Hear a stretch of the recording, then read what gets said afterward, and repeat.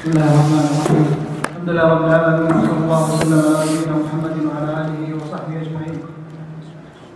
اللهم اغفر لنا ولشيخنا ووالدينا وللحاضرين. قال الامام المجدد محمد بن عبد الوهاب رحمه الله تعالى في كتاب التوحيد، قال رحمه الله تعالى: باب لا يستشفع بالله على خلقه. عن جبير بن مطعم رضي الله عنه قال: جاء اعرابي الى النبي صلى الله عليه وسلم فقال: يا رسول الله، مهلكت الانفس وجاع العيال وهلكت الاموال، فاستسقي لنا ربك فانا نستشفع بالله عليك وبك على الله. فقال النبي صلى الله عليه وسلم: سبحان الله سبحان الله. فما زال يسبح حتى علم ذلك في وجوه اصحابه، ثم قال: ويحك، أتدري ما الله؟ إن شأن الله أعظم من ذلك، إنه لا يستشفع بالله على أحد. وذكر الحديث، رواه أبو داود. قال رحمه الله تعالى فيه مسائل: الأولى إنكاره على من قال يستشفع بالله عليك. الثانية تغيرا عرف في وجوه أصحابه من هذه الكلمة. الثالثة أنه لم ينكر عليه قوله نستشفع بك على الله. الرابعة التنبيه على تفسير سبحان الله. الخامسة أن المسلمين يسألونه صلى الله عليه وسلم الاستسقاء. نعم. قال: باب لا يستشفع بالله على خلقه. هذا أيضا متمم للباب الذي قبله وينافي تعظيم الله عز وجل. ذكرنا هذه الأبواب كلها تدل على أن عدم تعظيم الله مما ينافي كمال التوحيد الواجب، وأن من تحقيق كمال التوحيد الواجب أن نعظم الله وأن نجله وأن نوقره سبحانه وتعالى. فقول الشيخ لا يستشفع بالله على خلقه، الاستشفاع دائما لا يكون إلا من الأدنى إلى الأعلى، ولا يمكن يكون من الأعلى إلى الأدنى، لا يمكن يكون من الأعلى إلى الأدنى. إذا كان المستشفع به، إذا أردت أن تطلب شفاعة فإنك تأتي بمن هو محبب لذلك المشفوع له والمشفوع عنده، ولا يكون ذلك الشافع أقوى وأعلى وأعظم من أن يستشفع به عند ذلك الضعيف الذي دونه، إلا إن كان في حق لذلك المخلوق، وهذا الحق قد أعطاه الله إياه، واستشفعت بمن هو أعظم منه، فإن له حقا أن يرد ولا يقبل، لأن هذا هو حقه الذي له. أما بالنسبة مع الخلق، هذا مع الخلق الآن، قد يأتي ملك من ملوك الدنيا ويطلب الشفاعة عند فقير، وهذا الحق للفقير، مع أن الملك يستطيع أي شيء، يستطيع أن يأخذ الحق منه قسرا وقوة وقهرا، يستطيع، لكن قد الملك يترك ذلك ويطلب الشفاعة: أشفع لهذا الرجل عندك أن تعطيه حقا، أن تتنازع بحقك الذي لك، مثل ما يحصل الآن في مسألة القصاص والقصاص، تجد يشفع الملوك، يشفع الأمراء عند أناس ضعفاء ومساكين، ومع ذلك قد لا تقبل شفاعتهم. هذا لا يناقض قضيتنا ولا يناقض ما نحن فيه. أما مع ما يتعلق مع الله وخلقه، فالله إذا أراد شيء يقول له كن فيكون سبحانه وتعالى، ولا يستطيع أحد أن يعجزه سبحانه وتعالى شيئا. لذلك من سوء الأدب وعدم تعظيم الله عز وجل أن يقال: يا فلان نستشفع بالله عندك، نقول هذا عظيم، وهذا فيه عدم إجلال الله عز وجل. كيف تستشفع بالله على مخلوق ضعيف؟ وإنما حق هذا المخلوق أن تستشفع بمخلوق مثله. وأما ما يتعلق بالله فإنك تسأل الله أن يسخر لك قلب هذا المخلوق، وأن يسخره لك فيما تريد. أما أن تقول له أستشفع بالله عليك أن تعطيني هذا الشيء، نقول هذا محرم ولا يجوز.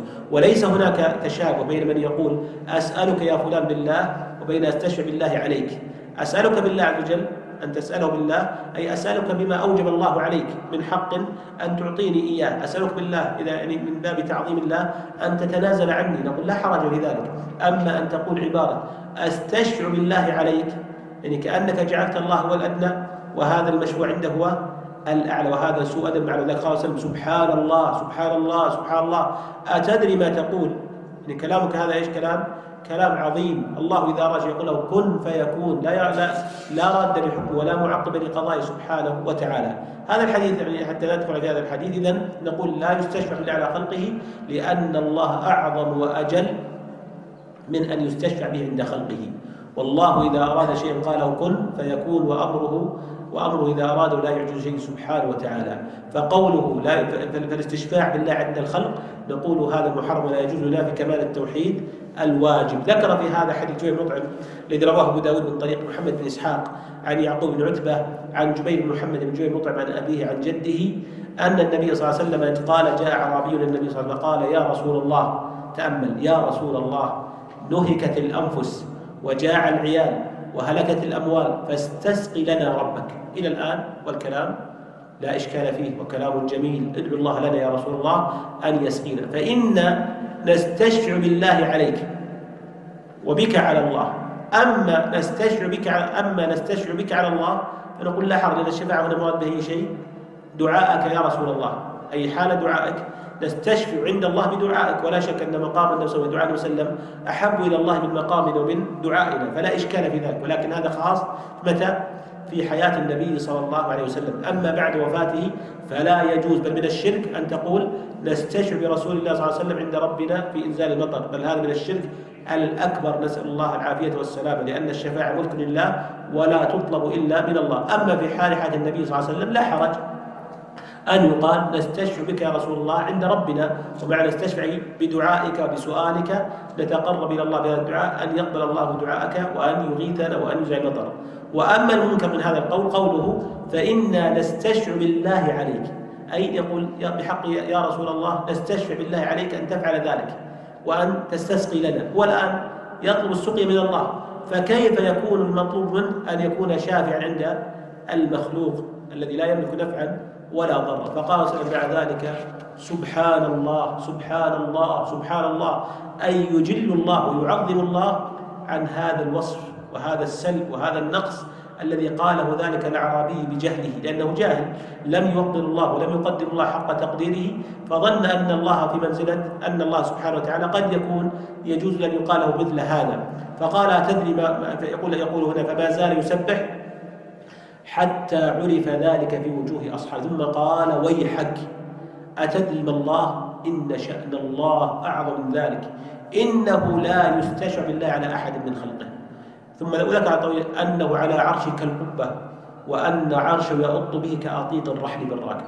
هذا الحديث تفرد به جبير بن محمد بن جبير مطعم وهو رجل مجهول لا يعرف وإسناده ضعيف، لكن معناه صحيح من جهة ما بوب عليه الشيخ رحمه تعالى. أما من جهة أطيط العرش فليس هناك حديث صحيح في أطيط العرش لله عز وجل، لأن الله هو الذي يحمل العرش ويحمل الملائكة لتحمل العرش سبحانه وتعالى. أما قوله لا يستشفع بالله على خلق نقول هذا معنى صحيح، ولا يجوز لنا أن نقول نستشفع بالله على خلقه أو على فلان، فإن هذا محرم ينافي كمال التوحيد الواجب. ولا يعني هذا أن نحرم نقول أسألك بالله أو أسألك بوجه الله عز وجل، وقد مر بنا هذا أنه لا يسأل الله إلا بشيء عظيم، فهذا ليس من باب الاستشفاع، وإنما من باب أني أسأل هذا الرجل بما أوجب الله عليه من حق وبما لله عنده من حق أن يجيبني، وأيضا أسأل بالله أي بما يقوم في قلبك من تعظيم الله أن تفعل لما طلبتك. أما أني أستشفع كأني أتيت بالله يستشفع عندك، واضح الصورة، كأني أتيت بربي يستشفع بك عندك، هذا هو المحرم والذي لا يجوز، لأن هناك شافع وهناك مشفوع له وهناك مشفوع عنده. الشافع هو الذي يشفع، والمشفوع له هو الذي يشفع له، وعنده هو الذي يطلب منه هو الذي يطلب منه أن يفعل ما يريده المشفوع له. ولا شك أن الأصل أن الشافع والمشفوع عنده دائما الأدنى هو الشافع، والأعلى هو المشفوع عنده، هذا هو السائد. فالله أعلى وأجل من أن يكون دون خلقه فتطلب شفاعته عند خلقه سبحانه وتعالى. ولذلك ذكر أبو يوسف سبحانه وتعالى أن من قال أن من استشفع له استشفع عنده برسول الله صلى الله عليه وسلم قال لا أقبل شفاعة محمد، أنه كافر بالله عز وجل، لأن رده وإن كانت العبارة فيها نظر، لأنه رأى أنه رد مكانة النبي صلى الله عليه وسلم واستنقص النبي صلى الله عليه وسلم، وهذا اجتهاد من أبي يوسف سبحانه وتعالى. والنبي صلى الله عليه وسلم عندما شفع في بريرة أن تعود إلى مغيث زوجها قالت يا رسول الله أتأمرني أمرا أم هي شفاعة؟ قال لا، قال إنما قالت لا حاجة لي به، فلم تقبل شفاعة النبي صلى الله عليه وسلم، ومع ذلك لم تكن بهذا. لكن من رد صلى الله عليه وسلم احتقارا أو عدم تعظيم أو تنقصا كفر بالله عز وجل لأنه استنقص مقام النبوة. قال في مسائل الأول إنكار على من قال نستشفي الله عليك، ولا شك وضح لنا وجه الاستنكار أنه جعل الله في مقام الشافع الذي يأتي إلى مخلوق يطلب منه حاجة، وهذا وجه الإنكار وهذا وجه المحرم. قد يكون هذا مخرج من التوحيد ومنافي لأصل التوحيد لأنه جعل الله دون خلقه، وقد يكون منافي كمان التوحيد الواجب لأنه جاهل في تعظيم الله وتوقيره. قوله تغيرا عرف في وجه أصحابنا الكريم، وهذا من باب أن يعظم الله دائما. العبد إذا سمع ما يستشنع في حق الله لا يضحك لا يسخر، ولكن يعظم ويجل الله عز وجل، لأن هنا وهذه مسألة تقع دائما. نسمع إذا أخطأ الإنسان في حق الله تجد أكثر من حظر إيش يفعل؟ يضحك، وهذا منافي لإجلال الله عز وجل. الواجب إذا أخطأ جاهل في حق الله وتكلم بكلام جاهل أن يقول العبد سبحان الله سبحان الله سبحان الله، ويعظم الله ويكبره ويجله تعظيما لهذه الكلمة التي أخطأ فيها ذلك الجاهل. أنه لم ينكر قبله نستشفع بك على الله. لماذا لم ينكر؟ لأنها حق، وهذا خاص بأي شيء في زمن النبي صلى الله عليه وسلم في حياته، أما بعد وفاته فهو محرم بالإجماع. الرابع التنبيه على تفسير سبحان الله. تفسير سبحان الله ما معناها؟ سبحان الله أصل التسبيح وإيش؟ بمعنى التباعد. عندما تقول سبح الرجل أي تباعد في الماء، وعندما تقول سبحان الله فأنت تبعد الله عز وجل أي تبعد الله تبعد عن ربنا وعن الله عز وجل كل سلب وكل نقص وكل عيب. فالله بعيد أعظم البعد عن هذه الأمور التي هي مقام نقص ومقام عيب، لأن الله منزه عن النقص وعن المعايب سبحانه وتعالى. الخامسة أن المسلمين يسألون صلى الله عليه وسلم الاستسقاء، وهذا خاص في زمن النبي صلى الله عليه وسلم. يا رسول الله استسقي لنا في زمن، أما بعد وفاته فهذا من الشرك المحرم. ولذلك لما مات النبي صلى الله عليه وسلم قال عمر الخطاب اللهم إنا كنا نستسقي بنبيك محمد صلى الله عليه وسلم، أو قد مات اللهم إنا نستسقي بعم نبيك محمد صلى الله عليه وسلم، الله يا عباس قم فاستسقي لنا. فأمر العباس أن يستسقي لهم وأن يدعو الله بالسقي. ولو كان الاستسقاء مثلا جائز بعد وفاته لما ترك الصحابة رضي الله تعالى عنهم الاستسقاء بالنبي صلى الله عليه وسلم والاستسقاء بالعباس. وأما قصة الرجل الذي بالمزينة أنه قال يا رسول الله استسقي لنا فهذا فيها مالك الدواء، هي قصة منكرة. وهذا الرجل الذي هو المزين لا يعرف من هو، بل هو مجهول لا يعرف، ولا يمكن أن نأخذ شريعتنا من هذا المجهول. وأيضا أن قوله يا رسول استسقي لنا هو محرم بالاتفاق ولا يجوز، بل هو من الشرك الذي يبلغ بصاحبه الخروج من دائرة الإسلام إذا كان طلبه طلب دعاء يستسقي يقول يدعو الله ويخاطب الدعاء ويطلب الدعاء. أما إذا كان من باب المخاطبة ومن باب أن يخاطب الإنسان أنه يسمعه فهذا محرم من البدع المحدث من وسائل الشرك. عافنا الله وإياكم، والله تعالى أعلم وأحكم. صلى الله عليه وسلم نبينا محمد. استغفر الله. سمع زيادة ثم بقول ثم ادعوا الإسلام. اي نعم. والحديث صحيح في مسلم، والحديث مداره مخرجه واحد، فليكن أو مدعو الإسلام. المقصود هي العبارة بس فقط تفسير المعنى الذي ماذا يجب عليك فعله. ادعو من إحدى ثلاث ثم ادعوهم، أي أحد هذه الثلاث هي دعوة الإسلام. فإن أجابوا دعوا، فإن أبوا إلى أخذ الجزية، إن أبوا فاستعن بالله وقاتلهم.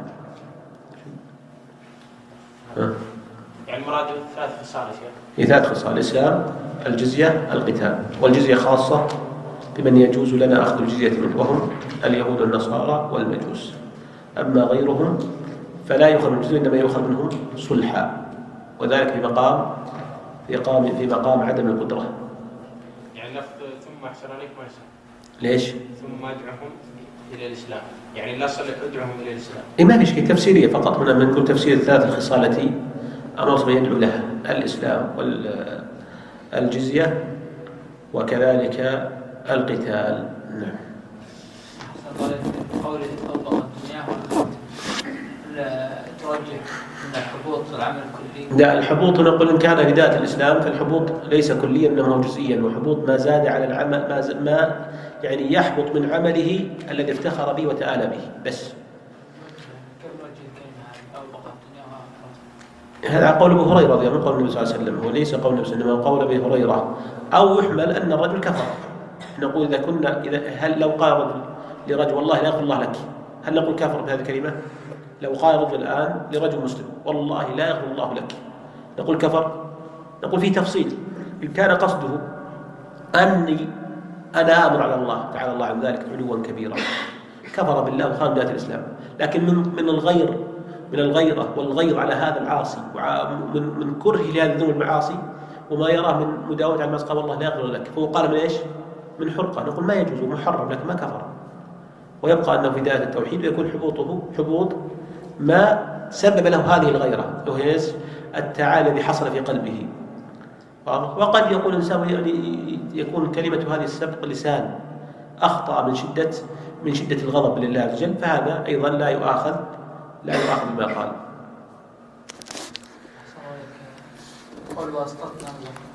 وهذا ما يجوز. قول الله واسطتنا والواصل لنا هو الله، هذا بمعنى نستشفع بالله على خلقه، وهي محرمة وقول منكر، تعالى الله عن هذا القول.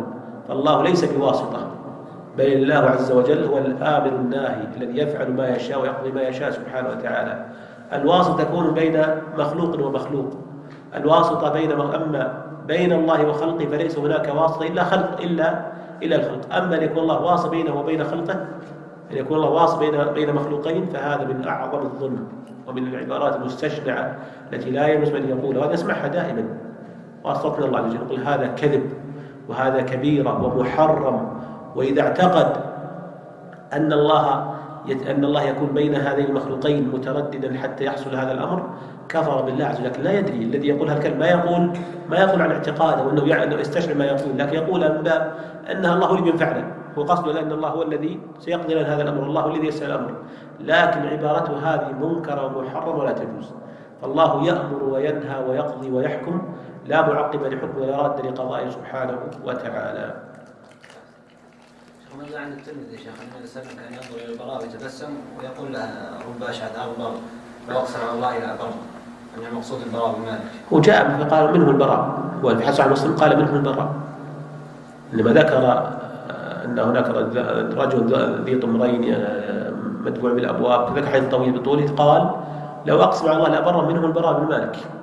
وإذا قال الصحابي يا البراء أقسم على الله عز وجل، عندما كانوا في معركة بلاط الشهداء قال احملوني على رؤوس الرماح بشرط، ثم قال اللهم أقسم على أن تفتح الباب وتجعلني أول قتيل. ففتح الله، دخل عليهم وفتح الأبواب لهم، وقتل في تلك المعركة رضي الله تعالى عنه، حتى قتل في بلاد فارس. نعم. ذكرنا في الدرس السابق شيخ أنه قد يكون في أفراد التابعين أو أتباعهم من هو أفضل من بعض أفراد الصحابة. لا ما قلنا هذا، ما قلنا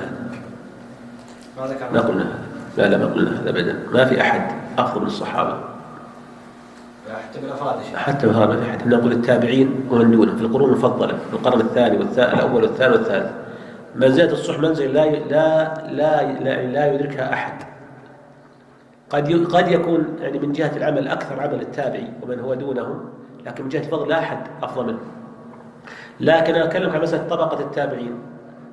التابعون فيهم من هو من أفضل خلق الله عز وجل، وفيهم من هو دونهم، وفيهم من هو من عامة الناس، واضح؟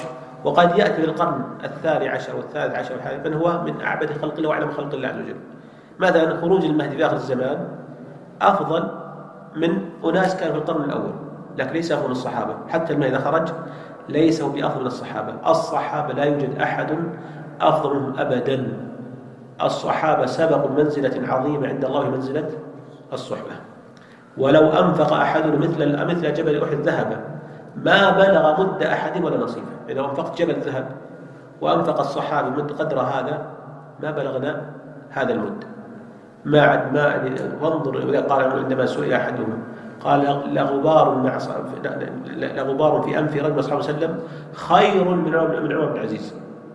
عمر بن العزيز يقول غبار في أنف صحابي خير من عمر بن العزيز، لأن هؤلاء أدركوا إيش؟